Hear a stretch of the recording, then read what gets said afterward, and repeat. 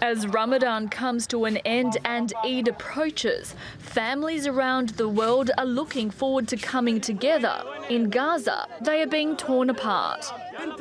We were eating the sahur meal and I went to make tea. A missile fell and we were separated from each other because of the missile. My daughter and neighbors were martyred. They fired shells at us and smoke and shrapnel hit us, forcing us to leave the neighborhood.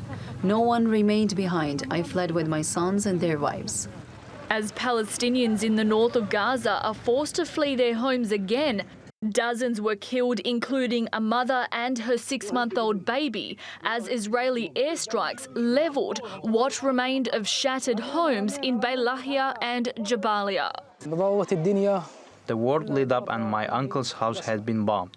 A missile fell on them, destroying the entire neighborhood you see. All this from a single missile. All this destruction.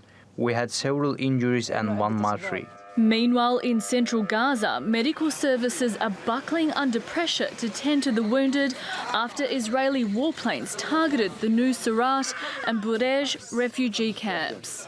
The latest attacks come after the UN announced it would reduce its presence across the enclave after an Israeli tank hit one of its compounds last week, killing a member of staff. Life will become tragic. If it weren't for UNRWA, we wouldn't have been able to eat.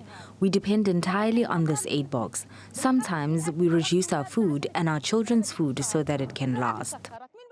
According to health officials in Gaza, around 800 people have been killed since Israel violated the ceasefire a week ago. Save the Children says at least 270 are children. That's nearly 300 families who won't feel like celebrating Eid al-Fitr this weekend. Kristina Simich, TRT World.